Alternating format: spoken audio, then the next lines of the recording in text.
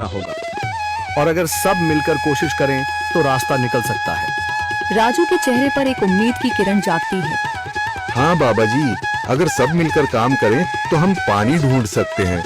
हमने पहले कभी ये कोशिश ही नहीं की। लेकिन इतनी कठिन जमीन में नया कुआं खोदना आसान नहीं। मुश्किल जरूर है, नामुमकिन नहीं।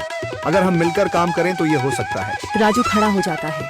उसकी आंखों में एक नई रोशनी है। तो फिर हम कल से काम शुरू करेंगे। मैं गांव के सभी युवाओं को इकट्ठा करूंगा। हम मिलकर नया कुआं खोदेंगे। यह कहते हुए वह शामू के साथ गांव के दूसरे युवाओं को बुलाने के लिए निकल पड़ता है। कहीं दूर से गरज की हल्की सी आवाज आती है, जैसे आकाश ने उनकी उम्मीदों की गवाही दे दी हो।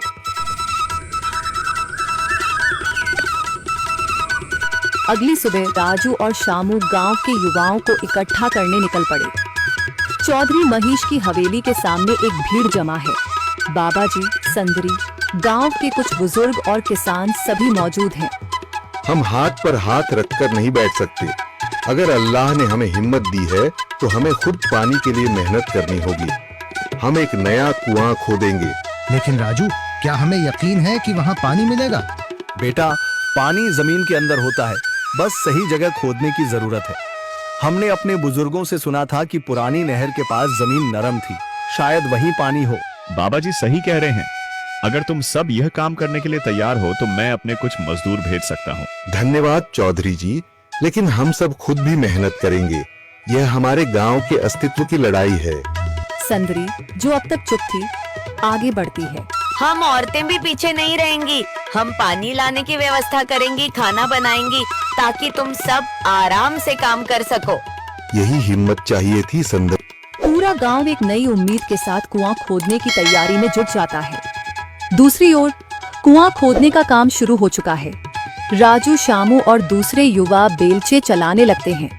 मिट्टी बाहर निकाली जाने लगती है। तेज गर्मी के बावजूद सब पूरी हिम्मत के साथ जुटे हुए हैं। दोपहर की तेज धूप जमीन आग की तरह तप रही है। गांव के लोग लगातार कुआं खोदने में जुटे हैं। हाथ छिलने लगे हैं, माथे से पसीना बह रहा है, मगर किसी ने हार नहीं मानी।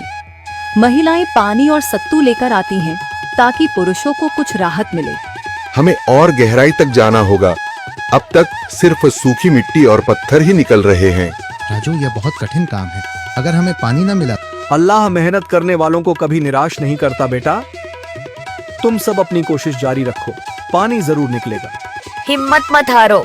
अगर अब रुक गए तो फिर कभी पानी नहीं मिलेगा। सभी फिर से जोश में आकर काम में जुट जाते हैं, मगर सूरज की तपिश बढ़ती जा रही है और कई लोगों की सांसें तेज चलने लगती हैं। तभी एक तरफ से रामलाल और उसके आदमी हंसते हुए आते हैं। अरे भाई, तुम्हें लगता है कि जमीन तुम पर रहम करेगी? हाँ हाँ, ना समझ लोग, ये सब बेकार की मेहनत है। रामलाल, हमारा हौसला मत तोड़ो।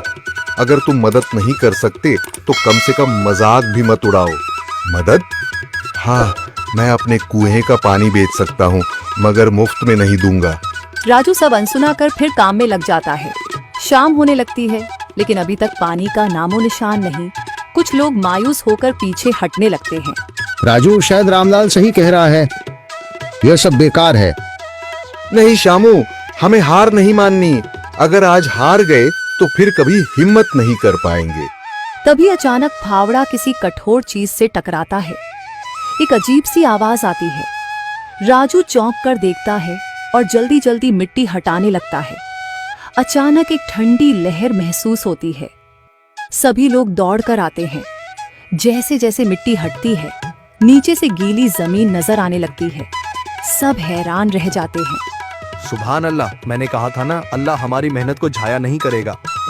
राजू और बाकी सभी जोर लगाते हैं।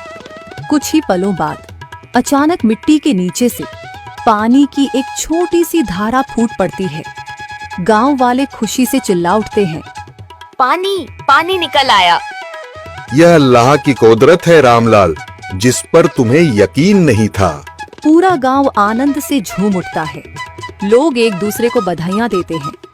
औरतें दुआ करने लगती हैं। कुछ दिन बीत चुके हैं। गांव वाले नए कुएं से पानी भर रहे हैं, खेतों को सींच रहे हैं और जिंदगी फिर से पटरी पर लौट रही है। मगर रामलाल अब भी अपनी